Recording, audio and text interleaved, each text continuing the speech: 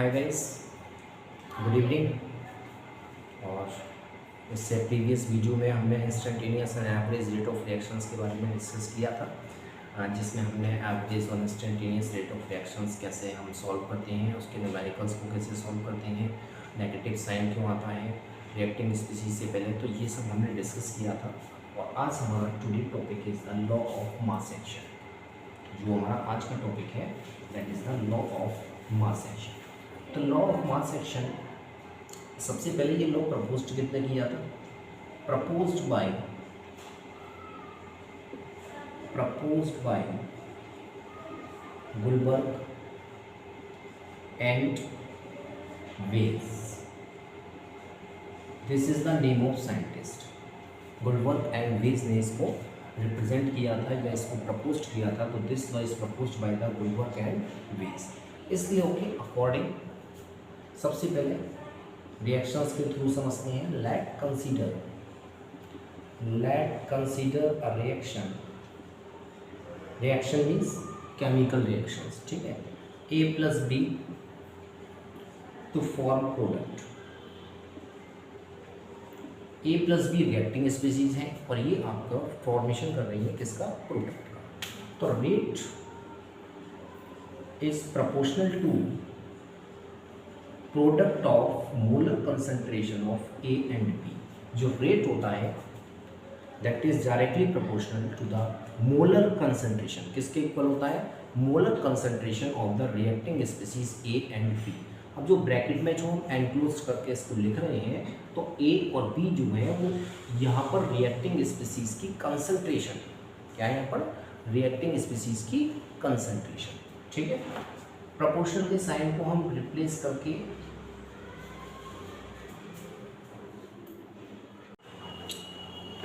तो let consider reaction A plus B to form the product. Okay, तो proportional के sign को हम रिप्लेस करके यहाँ पर लिखेंगे k into a and b. This is the rate of this chemical reaction A plus b. तो ए प्लस बी जो हमने केमिकल रिएक्शंस देखी है उसके लिए rate is directly proportional to the, किसके डायरेक्टली प्रोपोर्शनल होता है? Product of, this is the product of, किसके प्रोडक्ट? कंसंट्रेशन का। किसकी कंसंट्रेशन? रिएक्टिंग स्पीशीज की। तो rate is directly proportional to the molar concentration of the reacting species and proportional के sign को रिप्लेस करके हम लगाएंगे k, where k is the rate constant, where k is rate constant. Okay, यहाँ तक कोई दिक्कत हो तो, कोई प्रॉब्लम हो तो आप बताइए, ठीक है। तो यहाँ तक सभी कुछ क्लियर है। तो अगर आपसे डेफिनेशन पूछी जाए कि व्हाट डू यू से, what is the means of the law of mass action, law of mass action का मतलब क्या है? तो लॉ ऑफ मास एक्शन का मतलब ये है कि जो रेट होता है that is directly proportional to the product of molar concentration of the a and b. A and b ये जितनी भी रिएक्टिंग स्पीशीज होती हैं उन सभी की मोलर कंसंट्रेशन के प्रोडक्ट के इक्वल होता है। And each raised up to a power equal to coefficient. ये वर्ड कहाँ से आया? इसके लिए अभी आगे चलते हैं। एक और केमिकल रिएक्शन कंसीडर करते हैं। One more, let consider a reaction A plus b to form the product, then rate is proportional to, अब A and B, ये A and B क्या है? कोफिशिएंट किसके? Reacting species A and B की। तो capital पे जो आ रहे हैं वो तो आपके रिएक्टिंग स्पीशीज हैं और जो स्मॉल लेटर्स में आ रहे हैं A and B वो आपके कोफिशिएंट है। तो rate is directly proportional to product of, किसके product? Molar concentration of reacting species each raised up to a power equal to coefficient. तो ए की पावर ए, क्योंकि ए का कोफिशिएंट ए है, और बी की पावर बी, क्योंकि बी का कोफिशिएंट बी है। तो rate, then rate is equal to k into a की पावर ए एंड बी की पावर बी। ये आपका रेट होगा, where K is the rate constant, A and B. This is the concentration. This is the concentration of reacting species या reactants A and B. यहाँ पर A and B क्या है, ये आपकी कंसंट्रेशन है रिएक्टेंट्स ए और बी की। तो ब्रैकेट में जब इनको एनक्लोज कर देते हैं तो ये आपकी कंसंट्रेशन, तो यहाँ पर जो वैल्यू पुट करेंगे वो ए और बी की कंसंट्रेशन पुट करेंगे। ठीक है, तो ये आपको क्लियर हो गया होगा। लॉ ऑफ मास एक्शन एक बार और रिवाइज करा दीजिए कि this is proposed by the वुलवर्क and Waage. Consider a chemical reaction A plus B to form the product, then rate is directly proportional to product of molar concentration of reacting species A and B, each raised up to a power equal to coefficient. जो पावर होगी किसके इक्वल होगी, coefficient के। Then rate is proportional के sign को हटाकर के रिप्रेजेंट करेंगे, ए की पावर ए, बी की power b, where a and b is the concentration of reactants a and b. ठीक है, तो इस तरीके से ये आपका लॉ ऑफ मास एक्शन इतना ही होता है। ठीक है, ये आपका फिनिश हो गया। नेक्स्ट आता है प्रोडक्ट। क्यों नहीं लिया हमने यहाँ पे, प्रोडक्ट इसलिए ले लिया क्योंकि जो रेट हम बनाएंगे वो रेट हम रिएक्टिंग स्पीसीज के अकॉर्डिंग बनाएंगे। ठीक है ना, प्रोडक्ट के अकॉर्डिंग नहीं बनाएंगे, ध्यान रखिएगा इस चीज को। Next law of mass action के बाद नेक्स्ट पॉइंट आपका आता है rate law. Rate law, next topic is rate law. Rate law is just similar to the law of mass action. Law of mass action की just similar जो आपने definitions पढ़ी है वही definitions rate law की होती है, but it is a mathematical expression. It is a mathematical expression. क्या है? This is a mathematical expression. किसका mathematical expression? Of rate of a chemical reaction equal to product of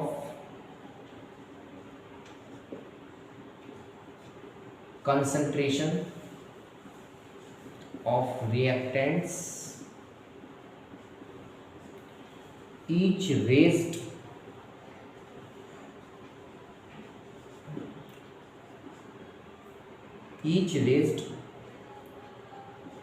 up to a power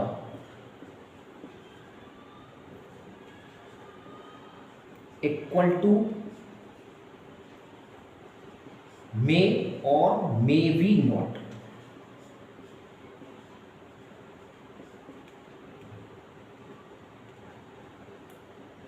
coefficient of reactants।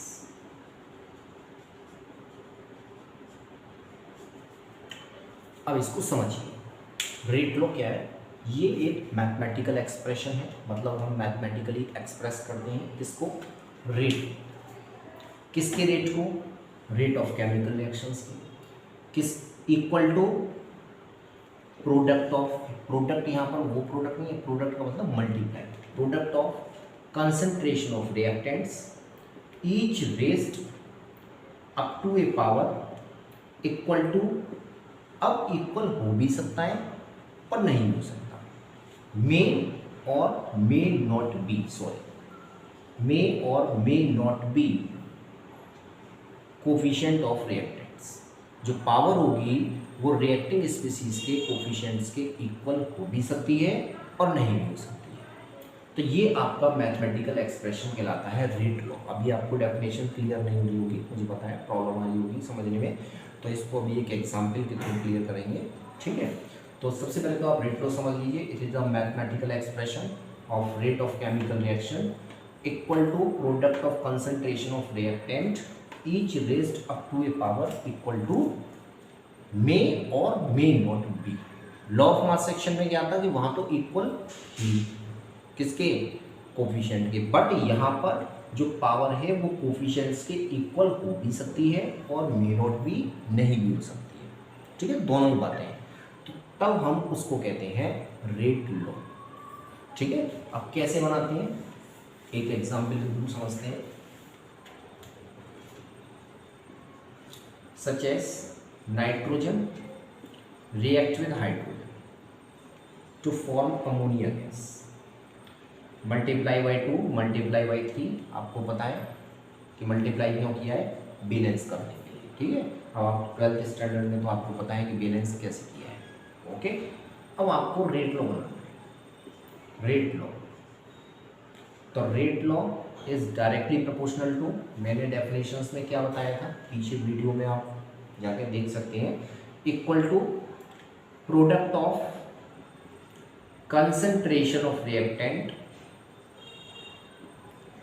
Each raised, ये concentration हो गई reactant species nitrogen और hydrogen की, each raised up to a power equal to may और may not B. अब इसका coefficient 1 है तो हम यहाँ पर पावर 1 रिप्रेजेंट कर देंगे, इसका कोफिशिएंट 3 है तो ये हम 3 रिप्रेजेंट कर देंगे, पावर 1 को हम रिप्रेजेंट करते नहीं है। तो ये रेट लॉ बन गया, ये हमने बनाया है। किसने बनाया, हमने बनाया है इक्वेशंस को देखकर, हमने तो बनाया है, गिवन तो नहीं है। तो ये हम कह सकते हैं योरसेल्फ, ये हमने बनाया है। कभी कभी क्या होता है क्वेश्चंस में गिवन होता है, ये तो हमने अपने अकॉर्डिंग बना दिया, तो हमें तो कोफिशिएंट्स यहाँ पर नाइट्रोजन का 1 है और हमारे अकॉर्डिंग हाइड्रोजन का कोफिशिएंट 3 है, तो पावर हो गई 3। ये आपका रेट लॉ एक्सप्रेशन बन गया। तो ये मैथमेटिकल एक्सप्रेशन हो गया किसका, रेट लॉ का, जिसमें हम क्या कर रहे हैं, रिएक्टेंट की कंसंट्रेशन पुट कर रहे हैं and power is equal to their coefficient. ठीक, अब होता क्या है कि हमारे पास न्यूमेरिकल्स जब गिवन होता है, एसी न्यूमेरिकल्स को ले लेते हैं, nitrogen plus hydrogen to form ammonia gas multiply by 2 multiply by 3, और आपके पास क्वेश्चन में रेट लॉ बना हुआ है R is equal to N2 and hydrogen, this is the 1/2 या सपोज कर लीजिए 2। तो ये एक्सपेरिमेंटल है, दिस इज द एक्सपेरिमेंटल, ये एक्सपेरिमेंटल डाटा है जो हमें क्वेश्चंस में गिवन है। ये हमने तो नहीं बनाया, क्वेश्चंस में हमें गिवन है, तो ये एक्सपेरिमेंटल बेस पर बताया गया है कि नाइट्रोजन के 1 मोल एंड हाइड्रोजन के 2 मोल्स पार्टिसिपेट कर रहे हैं। कितने मोल पार्टिसिपेट कर रहे हैं रिएक्शंस में, इस केमिकल रिएक्शंस में नाइट्रोजन के 1 मोल एंड हाइड्रोजन के 2 मोल्स पार्टिसिपेट कर रहे हैं। तो इट मीन्स नाइट्रोजन का कोफिशिएंट 1 एंड हाइड्रोजन की पावर 2। क्लियर, तो ये रेट लॉ हमें गिवन होगा किसमें, न्यूमेरिकल्स में, और अगर गिवन नहीं है तो हम अपने अकॉर्डिंग रेट लॉ बना लेंगे। जो हमने बनाया था, क्या बनाया था हमने अपने according, R is equal to K N2 and hydrogen power 3, ये योरसेल्फ, ये हमने बनाया है, ये हमने बनाया है। ये रेट लॉ हमारे अकॉर्डिंग है और ये किसके अकॉर्डिंग है, एक्सपेरिमेंटल के अकॉर्डिंग जो क्वेश्चंस में गिवन है। तो रेट लॉ क्या है, this is the mathematical expression of product of molar concentration of reacting species each raised up to a power equal to may और may not be their coefficient. ठीक है, तो ये आपका रेट लॉ हो गया and law of mass actions, ये दोनों टॉपिक्स आपके फिनिश हो गए। ठीक है, इसमें इतना ही है। अब क्वेश्चंस कैसे आते हैं, इसमें क्वेश्चंस देखिए।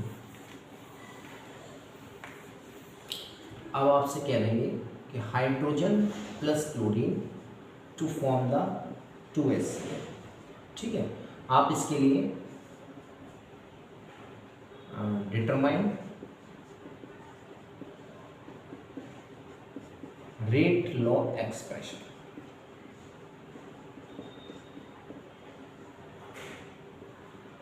आप इसके लिए रेट लॉ एक्सप्रेशन बताइए। तो रेट लॉ एक्सप्रेशन कैसे बनाएंगे हम, जैसे बनाते हैं रेट लॉ लिखने की जरूरत नहीं है। Rate is equal to k into hydrogen power 1 Cl2 power 1। भाई ये तो हमें तो कोफिशिएंट क्या है 1 1, तो हम पावर क्या लिखेंगे 1, और 1 पावर जब 1 होती है तो हम उसको रिप्रेजेंट नहीं करते, ये आपका रेट लॉ।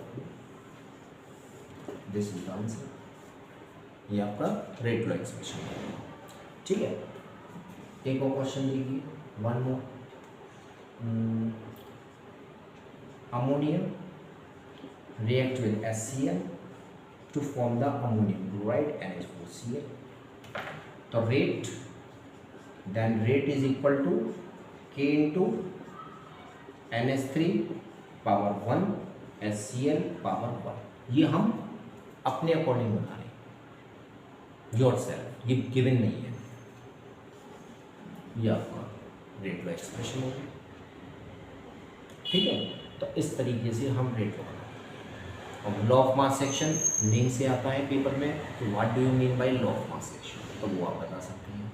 ठीक है, अच्छा, नेक्स्ट हमारा टॉपिक आता है order of reaction. Next topic is the, अच्छा यहाँ से एक चीज़ और देखते हैं। नेक्स्ट टॉपिक हम इससे पहले स्टार्ट करते हैं रेट कांस्टेंट। अगर आपसे रेट कांस्टेंट पूछ लिया जाए कि what do you mean by rate constant, तो रेट कांस्टेंट क्या होता है, तो let consider a reaction A plus B to form the product. ठीक है, तो R is equal to, R is proportional to product of concentration of A and B each raised up to a power equal to coefficient। R is equal to K into A and B। अब A और B यहाँ पर क्या है, A and B is the concentration of reactants। भाई A ये A की concentration है, B इस reactant की concentration है। तो अगर इसको combinedly अगर हम कहें तो combinedly क्या कह सकते हैं, R is equal to K into concentration